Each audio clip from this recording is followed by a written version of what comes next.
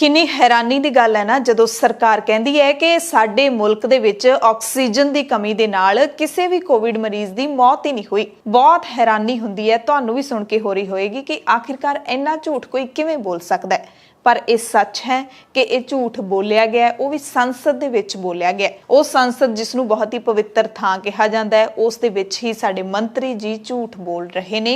विरोधी धिरां साफ साफ कह रही ने, सबूतां दे नाल कह रही ने, ते हुण तां दिल्ली सरकार ने भी कह दिता है कि साडे सूबे दे विच दिल्ली दे विच ही इन्नियां मौतां हो गईयां ने, इन्ना झूठ किवें बोल सकते ने। दरअसल मॉनसून सैशन दे दूसरे दिन केंद्री राज मंत्री जिहड़े सेहत हैगे ने, सेहत दे केंद्री राज मंत्री परवीन परिवार इन्हां ने राज सभा दे विच कहा है कि देश दे विच ऑक्सीजन की कमी नाल किसी भी मौत की जानकारी सूबियां जां फिर यूनियन टैरीटरीज तो सानू नहीं मिली। मंत्री ने कहा कि सेहत सूबियां दा विषय है ते सूबियां ने इस बारे कोई खास रिपोर्ट फाइल ही नहीं की। सेहत मंत्री तो सवाल पूछा गया सी कि की ऑक्सीजन की कमी दे नाल कोविड-19 दे मरीजां दी वड्डी गिणती दे विच सड़कां ते अते हस्पतालां दे विच मौत होई सी। जवाब मिलिया नहीं होई सी, सानू इसकी कोई जानकारी नहीं मिली।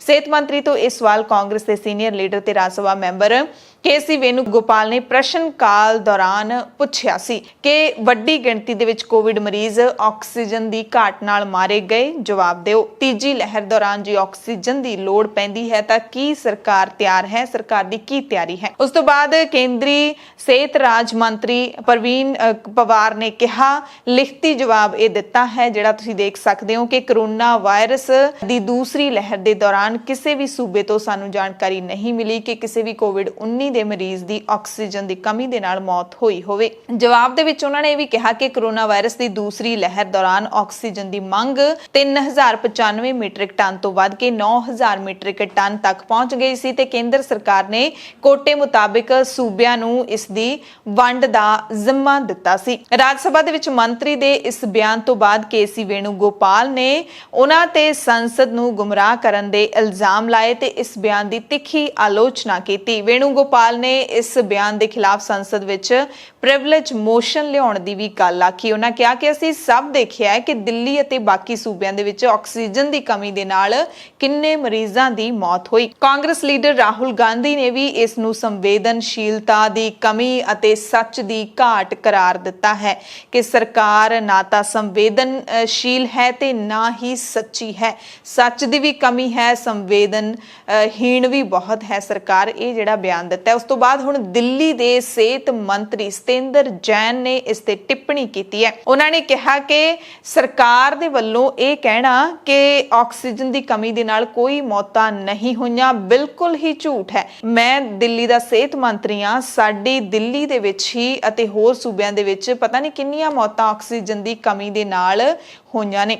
उन्होंने सवाल भी पूछा कि जे ऑक्सीजन की कमी नहीं सी तां फिर सरकारां नूं जां फिर हस्पतालां नूं अदालतां च जाण दी लोड़ क्यों पै गई सी। हस्पताल अते मीडिया दोवें उस वक्त चिल्लाए सी कि हस्पतालां दे विच ऑक्सीजन की कमी हैगी है। टीवी चैनलां ने ये वड्डियां वड्डियां खबरां दिखाईयां सी कि ऑक्सीजन की कमी दे नाल लोग मर रहे ने। सतेंद्र जैन ने कहा कि ये बिल्कुल ही झूठ है कि कोई भी ऑक्सीजन की कमी दे नाल नहीं मरिया। इत्थे बहुत सारियां मौतां दिल्ली दे विच ऑक्सीजन की कमी दे नाल होईयां ने, ये असीं तुहानूं दस रहे हां। सो दिल्ली दे सेहत मंत्री ने तां ये स्पष्ट कर ही दिता है कि ऑक्सीजन की कमी दे नाल मौतां होईयां, पर उस दरमियान जदों कोरोना की लहर दा बड़ा जोर सी मार्च अप्रैल मई दे विच, उदों कित्थे कित्थे मौतां होईयां सी।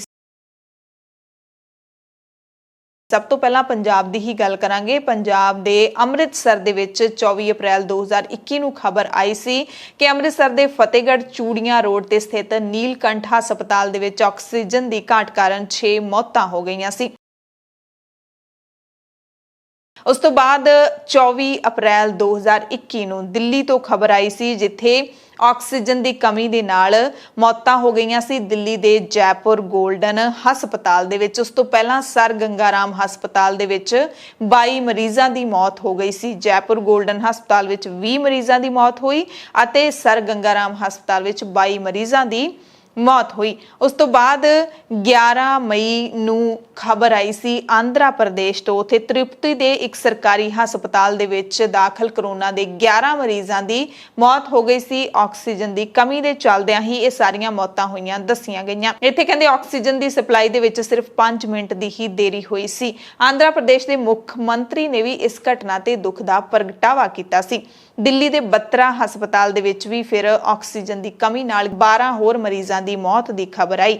1 ਮਈ ਨੂੰ ਦੁਪਹਿਰੇ ਇੱਥੇ 12 ਵਜੇ ਆਕਸੀਜਨ ਖਤਮ ਹੋ ਗਈ ਸੀ। 1.5 ਘੰਟੇ ਬਾਅਦ ਜਾ ਕੇ ਸਪਲਾਈ ਮਿਲੀ ਤੇ ਉਹਨੇ ਟਾਈਮ ਦੇ ਵਿੱਚ 12 ਜਣੇ ਇਸ ਦੁਨੀਆ ਤੋਂ ਚਲੇ ਗਏ ਸੀ।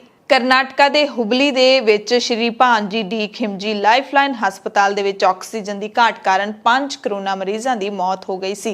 ਹੁਣ ਗੋਆ ਦੀ ਵੀ ਤੁਹਾਨੂੰ ਖਬਰ ਦੱਸ ਦਿੰਨੇ ਆ, ਜਿੱਥੇ ਗੋਆ ਮੈਡੀਕਲ ਕਾਲਜ ਅਤੇ ਹਸਪਤਾਲ GMCH ਦੇ ਵਿੱਚ ਕੋਵਿਡ-19 ਦੇ 13 ਮਰੀਜ਼ਾਂ ਦੀ ਆਕਸੀਜਨ ਦੀ ਕਮੀ ਦੇ ਕਾਰਨ ਮੌਤ ਹੋਣ ਦੀ ਖਬਰ ਆਈ। ਸੂਬੇ ਦੇ ਐਡਵੋਕੇਟ ਜਨਰਲ ਨੇ ਇਹ ਜਾਣਕਾਰੀ ਬੰਬੇ ਹਾਈ ਕੋਰਟ ਦੇ ਗੋਆ ਬੈਂਚ ਨੂੰ ਖੁਦ ਦਿੱਤੀ ਸੀ। 13 ਮਰੀਜ਼ਾਂ ਤੋਂ ਬਾਅਦ ਸੂਬੇ ਦੇ ਵਿੱਚ ਫਿਰ 20 ਅਤੇ ਉਸ ਤੋਂ ਬਾਅਦ ਫਿਰ 26 ਮਰੀਜ਼ਾਂ ਦੀ ਮੌਤ ਆਕਸੀਜਨ ਦੀ ਕਮੀ ਦੇ ਕਾਰਨ ਹੋਈ।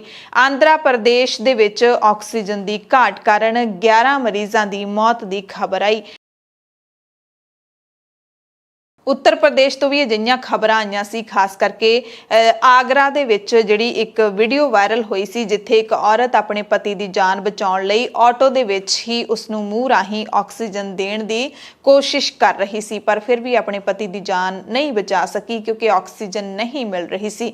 ਇਸ ਦੌਰ ਦੇ ਵਿੱਚ, ਕਰੋਨਾ ਦੀ ਦੂਸਰੀ ਲਹਿਰ ਦੇ ਦੌਰ ਦੇ ਵਿੱਚ, ਲੋਕ ਕਿਸ ਕਦਰ ਆਕਸੀਜਨ ਲੈਣ ਦੇ ਲਈ ਤੜਫੇ ਸੀ ਤੇ ਕਿਸ ਕਦਰ ਆਕਸੀਜਨ ਪੈਦਾ ਕਰਨ ਵਾਲੀਆਂ ਕੰਪਨੀਆਂ ਨੇ ਲੋਕਾਂ ਨੂੰ ਲੁੱਟਿਆ ਸੀ ਔਰ ਕਿਸ ਕਦਰ 10-10 ਗੁਣਾ 20-20 ਗੁਣਾ ਵੱਧ ਰੇਟ ਤੇ ਸਿਲੰਡਰ ਵੇਚੇ ਗਏ ਸੀ। ਤੇ ਬਹੁਤ ਸਾਰੇ ਫਰਿਸ਼ਤੇ ਵੀ ਉਸ ਦੌਰ ਦੇ ਵਿੱਚ ਲੋਕਾਂ ਨੇ ਦੇਖੇ, ਜਿਨ੍ਹਾਂ ਨੇ ਆਕਸੀਜਨ ਦੇ ਲੰਗਰ ਵੀ ਲਾ ਦਿੱਤੇ ਸੀ। ਪਰ ਸਰਕਾਰ ਨੇ ਜਿਹੜਾ ਇਹ ਜਵਾਬ ਦਿੱਤਾ ਹੈ, ਉਸ ਤੋਂ ਸਾਰੇ ਹੀ ਹੈਰਾਨ ਨੇ। ਸਾਰੇ ਸੋਚ ਰਹੇ ਨੇ ਕਿ ਆਖਿਰਕਾਰ ਇੰਨਾ ਵੱਡਾ ਝੂਠ ਕਿਵੇਂ ਬੋਲਿਆ ਜਾ ਸਕਦਾ ਹੈ। ਸਭ ਦੇ ਸਾਹਮਣੇ ਇਹ ਤਰਾਸਦੀ ਵਾਪਰੀ ਸੀ ਕਿ ਲੋਕ ਕੋਵਿਡ-19 ਦੀ ਬਿਮਾਰੀ ਕਰਕੇ ਨਹੀਂ, ਬਲਕਿ ਆਕਸੀਜਨ ਦੀ ਘਾਟ ਕਰਕੇ ਇਸ ਦੁਨੀਆ ਨੂੰ ਅਲਵਿਦਾ ਕਹਿ ਗਏ ਸੀ। ਪਰ ਸਰਕਾਰ ਤਾਂ ਸਰਕਾਰ ਹੈ, ਇੱਥੋਂ ਦੀ ਸਰਕਾਰ ਕੁਝ ਵੀ ਬੋਲ ਸਕਦੀ ਹੈ। ਸਰਕਾਰ ਕਿਸੇ ਨੂੰ ਜਵਾਬਦੇਹ ਨਹੀਂ ਹੈਗੀ। ਇੱਥੇ ਇਹੀ ਸਭ ਤੋਂ ਵੱਡਾ ਮਸਲਾ ਹੈ ਕਿ ਸਰਕਾਰ ਦੀ ਕਿਸੇ ਨੂੰ ਜਵਾਬਦੇਹੀ ਹੀ ਨਹੀਂ ਹੈਗੀ। ਬਾਹਰਲੇ ਮੁਲਕਾਂ ਦੇ ਵਿੱਚ ਲੋਕ ਸਵਾਲ ਕਰਦੇ ਨੇ ਤੇ ਸਰਕਾਰ ਨੂੰ ਸੱਚਾ ਤੇ ਸਹੀ ਜਵਾਬ ਦੇਣਾ ਪੈਂਦਾ ਹੈ।